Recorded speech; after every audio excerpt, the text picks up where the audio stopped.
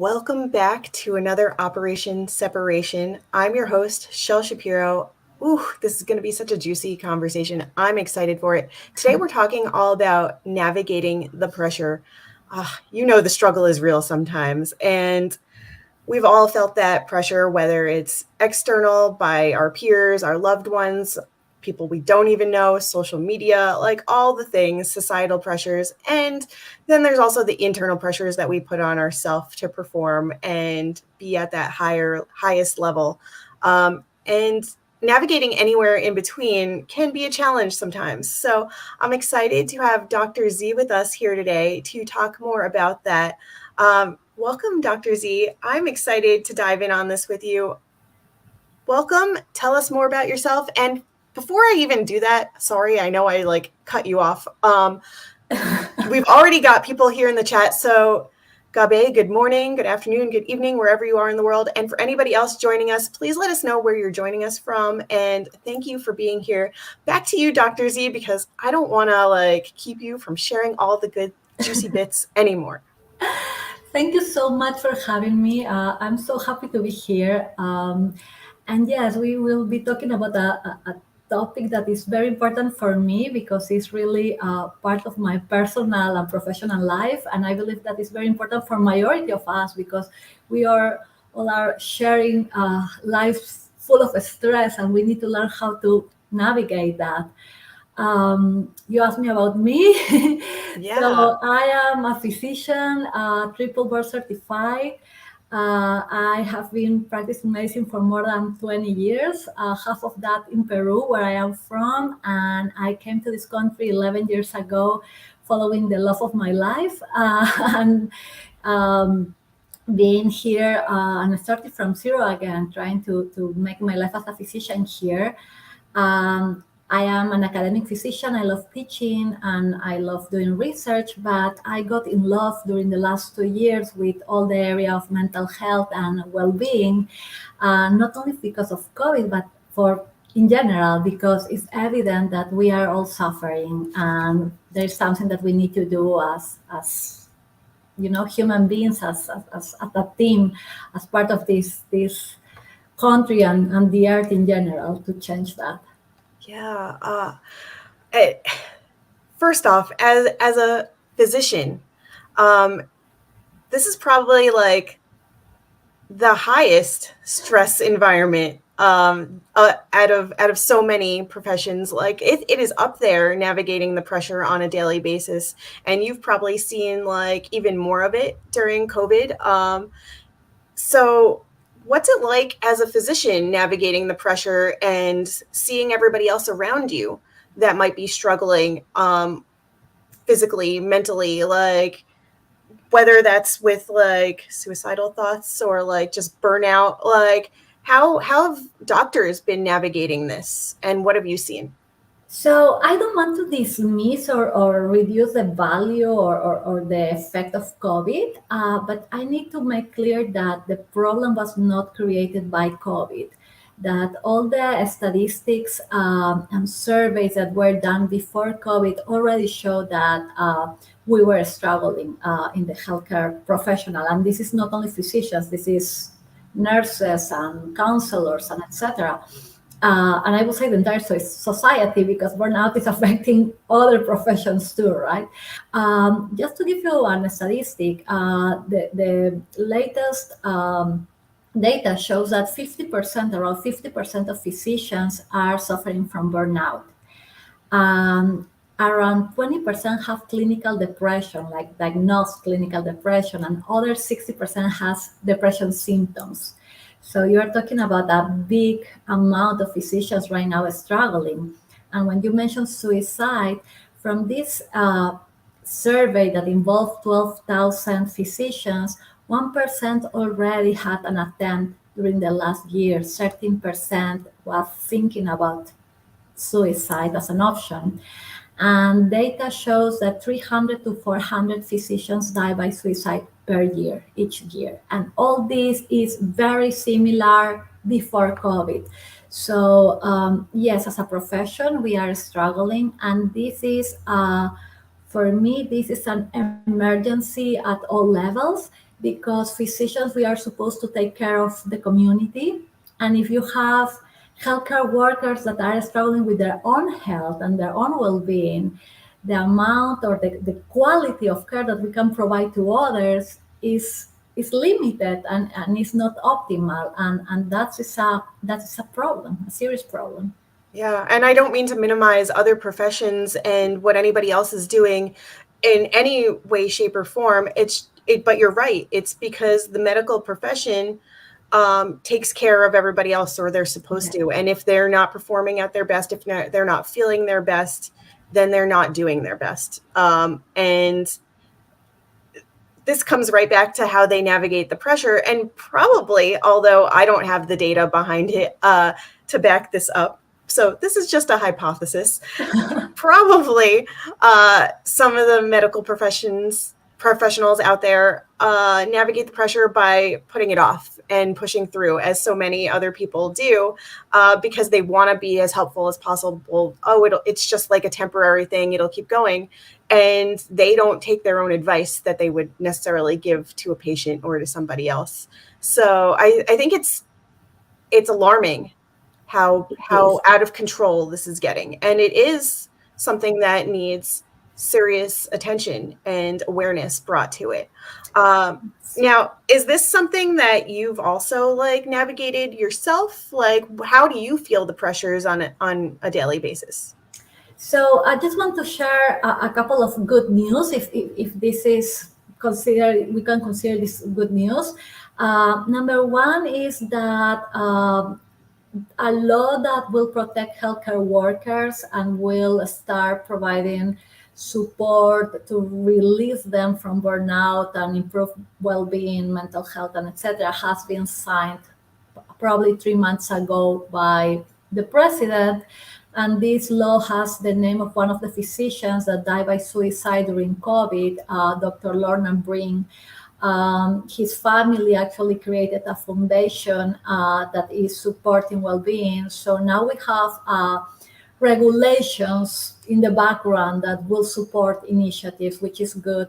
The second thing that happened just a couple of days ago also is that the Surgeon General kind of made a call of action regarding burnout in the healthcare system, which I believe is also a great thing, right? Because it's bringing awareness, and hopefully these things are just a step, the first step for change, right? A change that now is supported. So just to clarify that there are initiatives. However, saying that and celebrating that, we still struggle, right? We went to medical school and we were brainwashed in some way, and we were educated in a manner that we are superheroes and our white coat allow us to fly, I guess, like Superman or Supergirl. And we are not supposed to be afraid, be tired, ask for help, etc. And we thought in general as a community, right, that that was normal and that was expected. And if you have to be on call 20 hours, 48 hours, that's okay. And you will not even question that. That was a standard. And I guess that we at that time, and I am in the group of the old physicians after working for more than 20 years, we accepted that. And I don't know if we suffer so much as when we compare with now. I believe that what happened now is that beyond the fact that we have this stress because of the long hours, the hard work, seeing people dying around us, like everything that already was happening, now we have a culture where the role of the doctor and the healthcare professional has been minimized, where you have less autonomy, where you are really not respected, where many suffer from abuse. They don't have enough resources to practice. They have to see patients in 15 minutes, discharge patients at this time of the day, and be acting as kind of robots that are producing numbers that could be money or metrics or both. So the emotional aspect of medicine that we had before, that was the reward that we used to have every day, is disappearing. We don't have that, and that feeling that you are doing something and you are interacting with human beings is not there. So that's painful because the reason why you went to medical school is almost gone. So answering your question, and I wanted to give this as a background so I can answer the question, how do I manage my stress?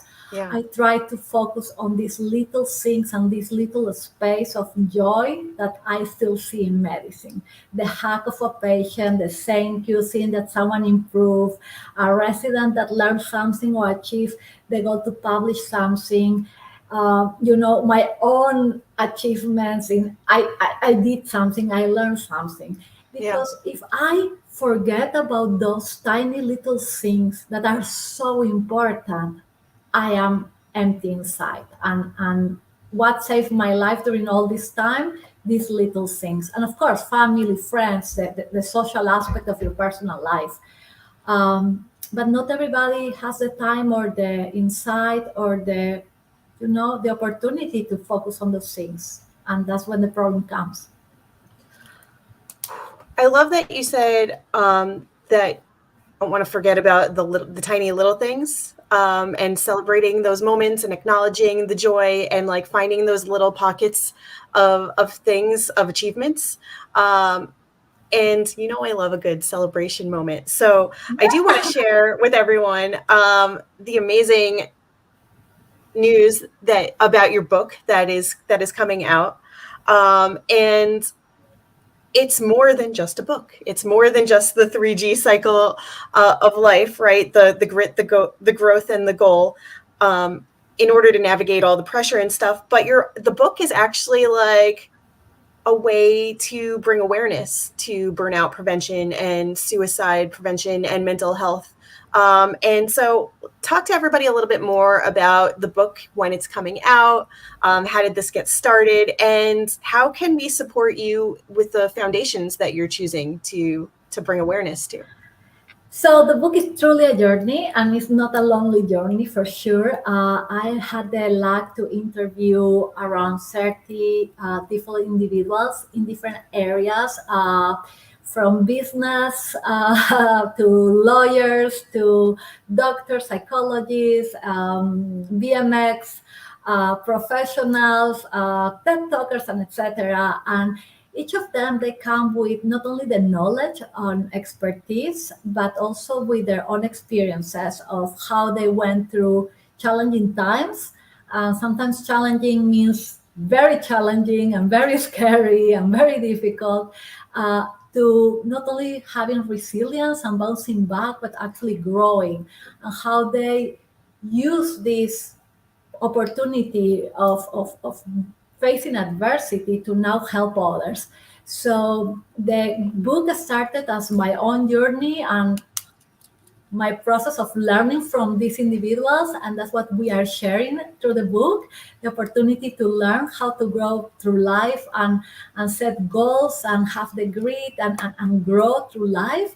But now it took a different direction, that is not only to have the book but also use the revenues from the book to actually support organizations that are advocating for well-being and mental health. So the first organization that we will be supporting is actually one that is very close to my heart. I had the blessed to interview Leslie for the book, and when I learned about her story, she lost her son by suicide when he was in his 20s.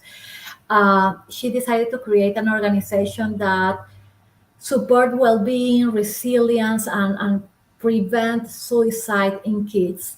So being a mother of two boys, and feeling that we can, if we can support our child and our young adults, we will actually be creating a better society for the future. She will be my number one organization right now, and I hope that if we continue using this book as an opportunity to raise awareness and raise the interest of people on supporting others, we will be able to add more organizations in the future. Oh my God, I am so excited to help support this more. It is a journey that I've navigated those waters a little bit. I do have I have lost some family members and friends to this, people that I, would say I still consider close to me, even in death, if they, in life and death. Like it's still important to recognize what they went through, what we go through, and how we can prevail and build that resiliency. So, one, I want to drop some confetti because I want to celebrate the book and the process and the journey that everyone has shared their stories on to bring to the world and to shed light on all the different ways that this could possibly like rear its ugly head and the way that they've gone through it. And two, I also dropped that confetti for a really long time. But two, I also want to celebrate that awareness, the supporting foundations and shedding light on it and having more conversations, because I think those are two powerful steps that are working in tandem with each other. They're not mutually exclusive, and it's for the betterment of everybody. Yeah. It so Leslie's Hope is the first foundation that the book is going to support. How what exactly does Les and you're not responsible for knowing all the things about Leslie's Hope, but does Leslie's Hope like educate like the parents to recognize things in their children? Like what are they doing specifically to help bring awareness So to this? So they have been supporting kids per se in schools and the teachers, and they have been also raising money to get more counselors at school. So they are available. If you are a parent, you will know that the number of counselors at school is minimal, and of course not enough to support our kids, especially now after COVID, where a lot of mental issues has been flourished during the pandemic. So she has been collecting money for that. She has soon a 5K to collect money, also to give grants to kids that want to learn more and want to get education. So she has a mixture of things, and for sure she has been going around the country, not only speaking to parents but to the community in general, and advocating for suicide prevention, right, and the importance of awareness. And I believe that coming from someone that suffered that firsthand, I mean, it's very meaningful. It's her story is touching, as the stories of the majority of the people that I interview is so interesting, and that's kind of the goal of the book. Yeah. There's a term in psychology, in positive psychology, that is called post-traumatic growth. And what it means is that after adversity, you don't only bounce back to the level of resilience, but you get to an extra level that is growing, right? So you didn't pass through this trauma, or a stressful moment, or adversity, just to be yourself again, and go to your baseline. That doesn't make sense.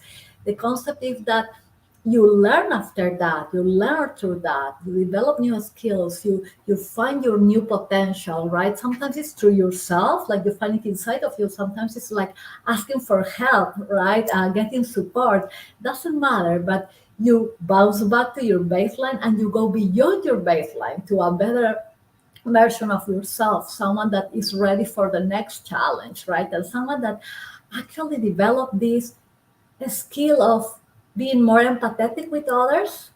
And those are the individuals that start mentoring others, helping others, creating organizations, right? And that's beautiful, because instead of them being victims, right, you remove the word victim from your language, and you actually start being accountable for your own life, for your own decisions, and you empower yourself. And in some way, you start driving the car of your own life, right? Instead of Yeah. setting like everyone is guilty of what is happening to me. No, you get control, and that's awesome, because you know that gives you the permission to be yourself, to grow, to learn, and then to help others and to mentor others. And that's exactly what the book is about. Yeah, and actually, like your one of your sons has this beautiful quote that's around that. This is your life. This is your choice. This is your journey. And I think that like encapsulates it so beautifully. Yeah. Like be in the driver's seat. So what's coming up for me as we talk about this 3G cycle, the grit, the growth, and like how you kind of like raise the bars and so that you can reach new goals and stuff. Um, I I had a holy crap moment as I was listening to you speak because I was at first I was like, and this is the first time I'm processing this, so hear me out. Um, that it sounds great, right? It sounds great when we're like we become resilient, we're going through the thing, we become more resilient, and then we shatter that, we change our baseline, and then now we're at this higher level. Well, burnout is kind of the same, but different because what's happened there, and this is my non-medical opinion. What's happened there as somebody that's navigated burnout is that like we become more resilient and we push through more. We push through harder. We raise the bar, but we also raise the pressure because we haven't yet dealt with our own crap to deal with it in a healthy way. And so I was looking at it from like a holy crap, I was in that 3G cycle, but it wasn't a healthy place. And for me, that's what the burnout was, is because I just kept going and going and going. And yes, I kept raising the bar, raising the bar, raising the bar. And at no point did I take time to be those things again. It was just adding more and more to my plate. So probably you were not growing through that cycle, right? What was happening is you were completing cycles with no growth, because you were not learning anything about yourself, or not at Yeah. least nothing healthy about yourself and how to do that, right? The You were growth was there. Yeah. there The was a growth was growth. there, I think, but it wasn't self growth. It was growth of somebody else's goals. It was growth of somebody else's vision and making sure that like everybody else had what they needed. So the growth was there, but it wasn't my own. And I Yeah. think that's the key factor and distinction between the burnout and living a more harmonious uh, life amid all the pressure. And the other thing that's coming up for me when we talk about this cycle and mental health awareness and suicide prevention and burnout. I know it's a lot of buzzwords, but something that we were talking about behind the scenes before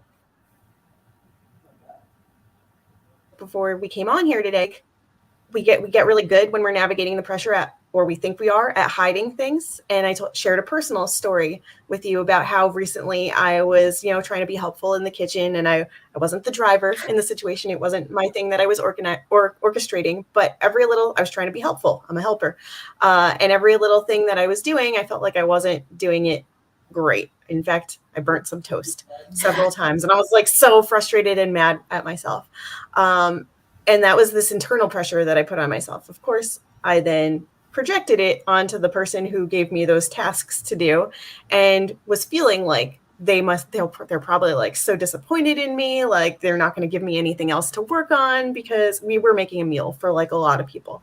Um, and and really that was all pressure that was on myself, but it felt like an external pressure because I created that whole ecosystem. Now, here I am thinking that I hid all of that really well from everybody around me, except that some of those people now know me as I've been on this healing journey and could see that something was wrong. They might not have said it right away. Maybe they just like gave me some time to process. But at some point, several of my friends came up and were like, "Hey, we're just checking in. Are you okay?" And I guess I have this tell that my nose gets really red when I'm not good. Um, Besides me retreating and being really reserved and quiet. But like, it's great that they recognized it. So here I was thinking that like I'm doing a good job of just like skating by, which I think is the other thing that people tend to try to do. And really like, okay, now I've put it out there and people can help me get through this. So it's twofold of like, I'm in a better space, that people are here and willing to support me, recognizing things that might be triggering to me or like make me feel not great and help me bring me back to my baseline and beyond. But then also on the other end of that, on the professional side, it's coming to mind right now about how I was asking for help. I was constantly asking for help, feeling the pressure all the time, and I knew it. I was at my breaking point. That's what the where that burnout like broke me. Is I was sick physically and mentally. Like I never got to a point of like suicidal thoughts. Like I never wanted to take my own life. I never thought like this is it for me. This like I don't have any will or desire to live. Like it's not going to get any better. Like what's the point? None of that. But I was feeling very defeated. I was depressed. I was anxious, panicky, like super frustrated, and like that showed in my body physically.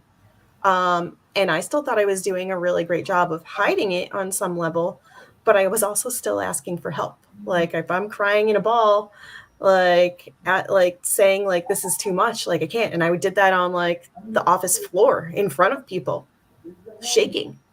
Like no, like this can't go on. And then I think that resilience and the not growth for myself was, yes, people heard me ask for help, but they also saw me keep going. And so, where on the one level, I got really resentful that people were hearing me but not doing anything to help me change or get out of it or be better. On the other hand, I showed them that I could keep going. And so, people treat you how you treat yourself.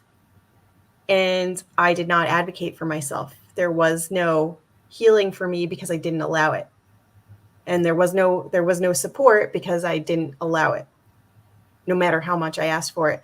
So tying that back to the awareness of how important it is to advocate for yourself. And you might recognize that things are going wrong, and you might know that deep down you need help. But if you're showing people something else, people are going to follow your lead. So ask for help, but like give yourself the chance to receive that help. I'm really bad at receiving things, compliments, gifts. I'm horrible at that. But like I mean this. And I am sorry, not sorry for going on this tangent, but like it's so important. You deserve the help that you need. And so give yourself that respect first so that other people can do it too. Yes, and I believe that in between there's something that is missing, right? Because you can have self-awareness, which you recognize that okay, you are struggling, and then you go to the point where you are asking for help, right? But in between, you have to put some glue there, and I believe that the glue in this case is self-compassion, because if you're self-aware and you recognize that you are struggling and you see the struggling, like in your case that you burn the toast like a failure, you get upset with yourself, you get embarrassed, you are afraid that people will judge you, and etc., right? So what you are developing after the self-awareness is actually a negative reaction, right? And you are escalating in the stress, and in this case, you are transforming the stress in distress, which is negative, right? And then all these feelings that, let's call them negative feelings, they are not positive or negative, but let's call them negative feelings, will come, right, and take control of your life, or the moment at least. Yeah. So self-awareness needs to come with the next step, that is self-compassion. I know that I'm not doing right because I burned the toasted, or I am very sad, or I am just too tired, whatever it is, right? Or I am burned out. So this is not my fault necessarily, right? I may be involved in it, but this is not my fault. I didn't do anything wrong. This doesn't make me to be a mean person or a failure, right? Yeah. I need to be kind with myself, accept that I am not supposed to be perfect, and now figure it out. May I fix this by myself, or do I need to ask for help? And many times you will see that at the moment that you calm down and that you realize that, okay, poor toasts, right? I mean, you didn't kill anybody with that, right? I mean, probably nobody even knows that you burned the toast till now that they are hearing the story, right? Now people knows what happened that day. Uh, so I threw those pieces out. Nobody even saw them. there you are, see? So you were your worst enemy. So we need to stop being our worst enemy. People is too busy in their own life. They are too busy in their own life. They don't care about us so much. It's our crazy ego that makes us feel like we are the center of the world. We are not. They are busy in other things. They have their own problems, their own goals. They have, a span of attention so minimal to see if that those pants are awful. Okay, keep going. That's it. But we are, ruminating around the toast for days, and we suffer. So it's again going back to our self-awareness area, our self-compassion, our accountability. How much I will allow myself to keep doing this, and how much is my responsibility to cut that cycle, right? And focus on something a little more important than the toast. Yeah. Uh, And the toast is just a very it's basic a very example. basic Yeah. of course, and that could be so many things, right? The job that I didn't enjoy, the money that I have to make, the bills that I have to, of course. And there are things that, of course, they have more effect, negative or positive effect in our lives. I'm not saying dismiss everything and live in la la land, but make sure that you invest the time and the effort and the stress that you need in the things, right? And you don't keep going in this, treadmill of like going around like a hamster, where Yeah. what you're producing is just more stress and nothing good. If thinking more about the toast will make the toast to get better, right? Will save the toast. Let's think about the toast. The problem is that thinking too much about things and getting stressed too much about things doesn't make them better. Probably makes them worse. Yeah. Because we're ruminating. Right. Oh, yes, yes. For no reason, many times. How many times we are going around? And there's another concept. It's not only the rumination per se, right? But then you have this um, idea of what will happen, right? When you are thinking about what could happen if, okay, Oh, all the possible outcomes. Yeah. yeah, but really, like you have no idea. 100 other options. Don't waste your time in one that you don't like, right? Wait for things to happen and keep going, because if not, we will stop our life thinking about the what if and the what happened yesterday, and we'll stop doing, and living and enjoying our life, which I am guilty of too. Look, I don't want to make people think that I am living my perfect life and that everything is wonderful and that I don't do those things. I do them. And because I do them and because I know how much they affect me and how different is when I don't do them, is because I feel like I can say this loud. It's like we need, all of us, we need to change to live our life in a different way, in a healthy way. Yeah. I lost my earlier thought. Hopefully it comes back because I think it was important. But if it's not there right now, then so be it. But you mentioned that this comes up in your own life, and so you also shared with me about how you just worked 12 days straight, right? And Yeah. you hardly took any breaks. You were like on all the time. You just had to like get through this, and now you're in this lower, like this down cycle a little bit, like you have some vacation time, if you will, even though you're not really on vacation, but it feels less because you're not go go go go go with the pressure to like get things done and your back's against the wall. So how does it feel, now that you've taken some of that pressure off, that you're out of those 12 days, versus how did you feel when you were in it? Big difference, right? I believe that right now I can manage my own time, right? When this is your own time, you can manage it. You can create a schedules for you to have times of well-being, right? Self-care, share with your family. When you are on call, that your time belongs to someone else, right? And that's complex. And I was very stressed because in my case I have two kids, so it's not that I can just disappear from their life. I am very lucky to have the support of my husband, and Yeah. without him life will be very different, very difficult. And that brings to the table, right, the idea of we cannot live our life by ourselves in general. We need to ask for help and accept help, something that you were saying is so hard for you, right? But we need to do it. We need to admit that we are not octopuses, right? We don't have clones, which I will have.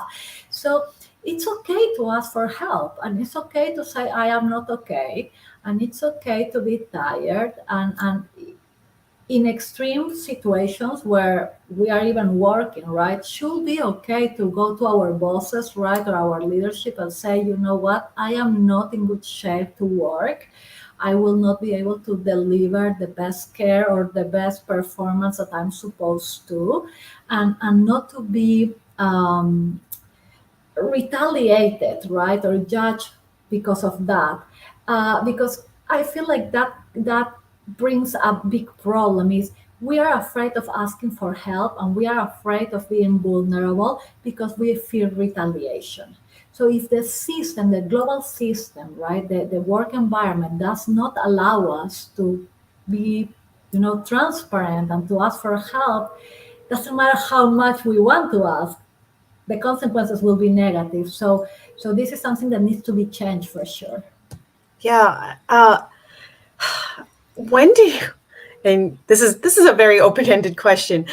When did it become okay to not be okay? And Oh, like this was and like recent. this is a horrible stigma that like we should not feel ashamed for asking for help. We should not feel embarrassed that we need help and that something might not be right. That if we need help to like perform better or feel better and do better to get to the next level, I just it blows my mind, and I from on a personal level too of like when did I become so afraid to like why am I afraid of what somebody else is going to think or what's going to happen or all the possible outcomes and scenarios of not being okay. Well, how can I get better if I don't take that first step to get the help? I believe that as a physician, again, I mean, my brain was washed, and being vulnerable is such a difficult and uncomfortable situation to be on as a physician. And as a type A personality, perfectionist, workaholic, and etc., I mean, you just need to add that. So this, what I am doing today, and what I have been doing during the last 2 years, has been very uncomfortable. And what is happening is that I am getting more comfortable with being uncomfortable. The uncomfortable is not necessarily disappearing, it's just I am getting used to that. Why I'm doing it is because, in some way, what I realized is that at the moment that I became vulnerable and I start sharing how I was feeling instead of trying to be perfect in front of everybody, uh, in some way I allow others, I gave permission to others to also be themselves and to also be vulnerable, therefore to ask for help. So Yeah. I put myself in a situation that was not happy for me, it was very difficult for me, but it opened the doors not only for others to ask for help, but it opens the doors for me to recognize that I was suffering, something that I didn't know, because of the same what you are saying. We grow in a society where we think that this is normal, but faking being okay and using a mask every day so we look like we are wonderful when life is just, exploding in front of you because whatever is happening at home, or whatever you are dealing at your work, or because of COVID, whatever it is, uh, how is that reasonable, and how this is something sustainable? It is not, and that's a snowball that grows and grows and grows. And what happens is that many discover that they are burned out when they already crash their car, or they are admitted in the hospital, when they attempt suicide, when a disaster happens. The idea is number one, to normalize not being okay, to normalize not being perfect, to remove the bias about mental health issues. Um, I believe that that's number one. At the moment that we will see diabetes and depression in the same level, because in some way they are. In one disease, you don't secrete insulin and therefore you don't manage well to your glucose levels and your weight. In the other, you don't secrete serotonin and dopamine and you don't manage your mood well and your appetite and your sleep. That's it. It's just pure physiology. It's us not producing something that we need in our body. So why is different and why is that a stigma around being depressed or anxious or burnout, and why we will never say something about someone that has high blood pressure or diabetes, right? That will not come into our mind like reasonable. So the stigma needs to be removed. As soon as we will have that stigma removed and we will normalize being human beings, not robots and perfect robots, so we will start being more kind with ourselves. We will be more comfortable asking for help and providing help to others. Kindness needs to be recovered, Yeah. and compassion, self-compassion and compassion to others needs to be recovered. We have been going through so much stress that in our survival mode we just burn out all our feelings of compassion and empathy. And we need to recover that because we as a society we depend one of each other. And if we don't work together to rebuild our world, right, and rebuild these appropriate positive social interactions that keep us alive and healthy, we will collapse as a community and as a planet. Yeah. And part of that regeneration, that reconnection, um, is, as you said earlier, about sharing in the present moments, being present in the moments, finding like the little pockets of joy, finding those moments of happiness and like the things that you're doing really well, as opposed to ruminating on what's not working and what you could have done better. Well, what's in front of me right now that feels good? What do I want to do more of? Who do I have around me that is supportive, that can lend a listening ear, and recognizing the thing the things that are going right, as opposed to like focusing on all the things that might be going wrong. And I'm generalizing this for sure, um, but I think that's an important step in navigating the pressure, and a way that we can take baby steps to recharge and reconnect and help each other get back to what should be a really easy conversation to have, a no pressure conversation to have. Conversation, right? And normal conversation. And you were saying these like tiny moments to recharge, right? And many experts in the area will tell you like doing mindfulness exercises, gratitude diaries, helping others, volunteering, uh, practicing kindness in general, right, will help you to recharge. It's very interesting because it's not a selfish, behavior, the one that necessarily it's not that you have to go and sleep for hours only, right? And that will many times is doing something for others, finding your own meaning, your own purpose, what will recharge you because will make you feel valuable, right, and will make you feel like make sense. And regarding the negative experiences, right, that you were saying, and I know that you were careful trying to say, well, we cannot generalize, right? If you have a terminal disease, maybe we cannot get something right from that. The truth is that if you change your perspective, and I know that this is kind of tricky and maybe not applicable for everyone or every situation, but even from the negative, there are positives that we can take, right? And Yeah. you will see um, people that is disabled right now winning. gold medals, and they are not seeing themselves as victims of losing a leg, or bringing to the world with a disability. They are succeeding in the best way they can with what they have in their hands, and that happens all over in different areas, even cancer patients, right? That they are able to go through a treatment, and then they are inspirational for others, and they open these big organizations that they are helping others. So we decide how we see our experiences, and I'm not reducing the pain around that. I have loved ones going through very difficult situations, and I know what that means and how painful it is. The question is, what do you do with that? I will share a personal experience. My mom developed dementia during COVID, and even she lives in Peru, and we were always in touch, and every day, 2 3 times per day, like WhatsApp, and we were on video. But for simple conversation, she will look like she was okay. But if you would like to go in deep, she would kind of escape from the conversation, and she would say that she was tired. So I didn't capture how much, the amplitude of the damage, if you want to say. When my sister went to Peru to visit her after COVID, my mom didn't recognize her. Um, so then we really knew. I went a couple of weeks later, and she had moments where she knew who I was, and moments that no.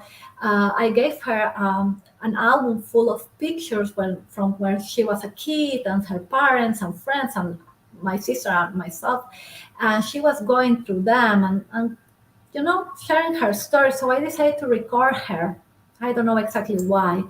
And while she was going through the pictures, she said something like this: I have great parents. My mom and my dad, they were very good. Even I behaved very bad, and they would, send me to my room, but they were very good parents. I have great friends.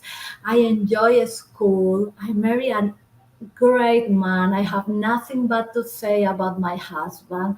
And I have two girls that they are not here, they are far away, but they are so good, and I'm so proud of them. And if I have to die today, I will be able to go because I had a great life. That's And that's beautiful. That's really powerful. that's powerful. And what I want to say with this is that I changed my perspective at that point. Instead of being a victim of what is happening to my mom, oh, my mom cannot recognize me. Oh, she hates me, but she has no idea who I am. Now she will not know. And oh, she's suffering from this. I changed my perspective to see my mom's life and my mom's perspective. And in her own world, right, in whatever she was living and going through now, she felt like her life was worth it, that she had everything that she wanted. And it was my time to remove my ego, my own feelings, and focus on what my mom needs. And what my mom needs is just our support and our company, not us to be crying and suffering and feeling guilty or whatever of things that we didn't have control and we were not able to change. So even during that pain, I got something positive from that. And it's how we see life and how we navigate ourselves through adversity. We decide if we will suffer with that, or if we will be able to find just a little light that will, Yeah. illuminate us. Yeah. Find that little bit of light that can help you shine and Yes. and mm, keep going forward. And I love that. Thank you for sharing that story about your mom, because I think it's insightful, not just from like what's happening to her, what's happening to you as a family as you watch her go through this, but the way that you've reconnected, the way that she can share the stories that she remembers, maybe of her like childhood and her upbringing, and like you get these pockets of time that Yeah. she might be living in them in the right now, of like thinking she's a child again, or being in this part of her adult life, or anywhere in between, and you get these great pockets of time where you can just be in those moments with her. in however she is, however she's here or maybe not. You get to share that with her and support her and be there with her and learn from that, and take those moments with you. Maybe those are even some stories that you didn't know about her. And I think that's really like telling about the way that we interact with people that are going through things. We don't have to look at it as positive or negative. It is what it is. And how can we find those pockets of joy, the light, that can keep us moving forward and feel good about it? And as you shared about your mom, she said, I'm okay. Like, I'm boiling it down. She said, I'm okay. If I die today, like I feel good about all of these things. That was the And best present she can give me, you know, forever. And the fact that I randomly recorded that is something that is, is gold for me. It's this big reminder. She didn't spoke about how much money she had, the car that she drive, the places that she traveled to, the clothes. She spoke about the people that surround her during her life and her interactions, right? And if you think about that, is what's valuable at the end of life, right? What really you will remember. You will remember the people that was with you, the people that you share your life with, right? And that's special. That's such a lesson, right, about life and what is important in life. yeah, it that reminds me of Gabe, who I don't know if he's still here. He was here earlier. When he used to bring guests onto his show, and I was a guest, I think at least once. But he always asks this great question at the end: what's the legacy that you want to leave? Like, how do you want to be remembered at the end of your life? All things said and done, what's the legacy that you want to leave? And I always think that that's such a great question for people. And I went back there just now as you were explaining the legacy that your mom feels like she's left.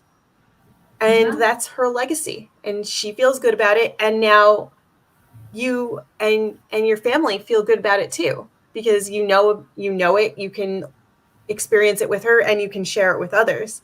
So there's something about figuring out what you want your legacy to be. And that can be your beacon of light to navigate the pressure too. And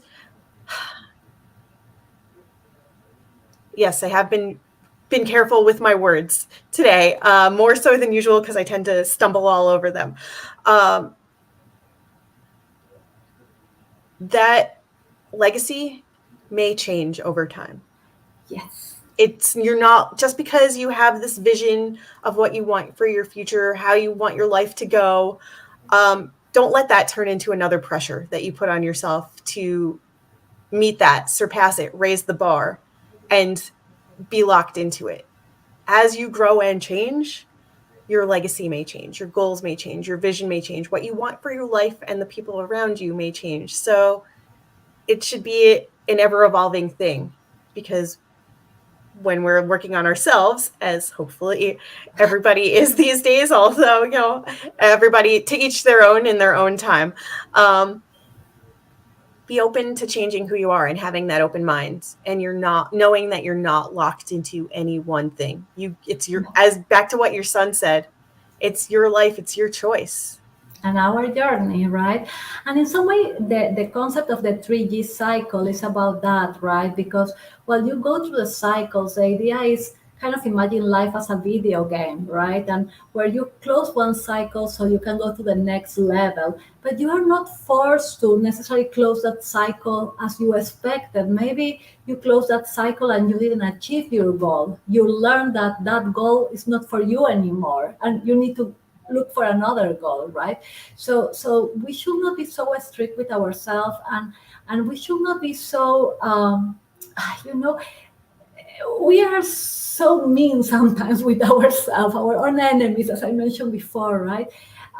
Change is so painful and difficult, and takes time. I am going through that, and I see myself so many times doing all the things that I should not be doing, right? And I heard this from someone, and I pay attention because it's so important. If you one day you are not present, you don't practice being present, doesn't mean that you fail. Means only that you didn't practice present today, and you will try later, or you will try tomorrow again, and you will keep going.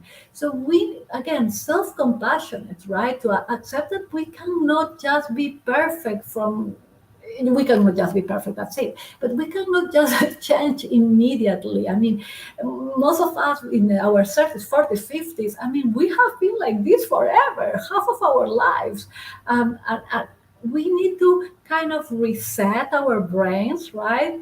Change our chip, and now restart again. And that takes time and effort, and we will fail and we will try again. And that's part of the learning process too. And that's the part of growing too. And we need to be aware of that, because at the moment that we set clear expectations, realistic expectations, we feel less stress, less frustration. If we expect to do everything right at the first day, forget about that. It's like trying to do diet, right? Never works. If you are kind with yourself, if you set realistic expectations, frustration will go down, stress will go down, and you will be, you know, in a higher opportunity to be successful, which is what we Yeah. want, right? You and me both, everybody here, I think we all just want to be successful. And the beauty is that success looks different for everybody. And it's not all that materialistic stuff that we grow up to think it is. It's about how we talk to ourselves, how we talk to others, and how we interact on a daily basis to connect and support each other. Yeah. Uh, so, oh my God, we've talked about so many ways to navigate the pressure. Um, and certainly we've talked about what somebody might be feeling, what somebody might be struggling with, and then what the opposite side of that looks like, and how you can come out of it, what you can do to be present in those moments and take those little pockets of sunshine and light to keep going forward, asking for help and allowing yourself to receive it. So many things. So when is your book coming out, and how can we learn more about it? How can people connect with you to help support the foundation and know all the things? What can we do to navigate the pressure better? This is like a question bomb right now. Answer any, all, anywhere in between. How can we connect? So the pre-sale of the book will be just July 29th. So it's 2 weeks from now. So we will be doing the pre-sale of the book, and part of it is to kind of pay for the book per se. The idea is to hopefully be able to also create a book for kids uh, under the same umbrella of the 3G cycle, with the same messages, but for kids, and to support this first program. The way to find me, and I can write it in the chat if you allow me, or we can put it in your then in the, is www.3gcycle.life. That's the website, and you can find me also at LinkedIn. And please text me, send me messages. I would love to learn about your journey and share ideas. And um, the only thing I can say is thank you so much for having me here, and thank you so much for supporting my dream of helping others. Yeah. And when anybody will be, collaborating with the book, what they will be doing is actually help others to, so we can, spread positive ideas, positive feelings, and hopefully make this place a better place for us and for our kids in the Yeah. future. And it's a beautiful message worth sharing. So thank you so much, Dr. Z, for being part of this conversation for change. I think so many people will resonate with it. And I'm excited, as I mentioned earlier, I'm excited to support you and your journey. And I will also share all of your links as well as the link for Leslie's Hope so that people Yes. can directly support the foundation. And again, if you want to connect with Dr. Z to learn more about this and support the book launch, the pre-sale happening on July 29th, I will share the website again in the notes. Tune in next week. We've got another amazing guest coming on Operation Separation. If you're watching here now or on the replay, anytime in between, shoot us a message. Let us know what you took away from this. How can we support you? We will answer all of your questions and comments. And make sure to follow Shell Station for more ways to separate yourself. So this is Shell Shapiro, special guest Dr. Z, and we are saying bye for now. Bye.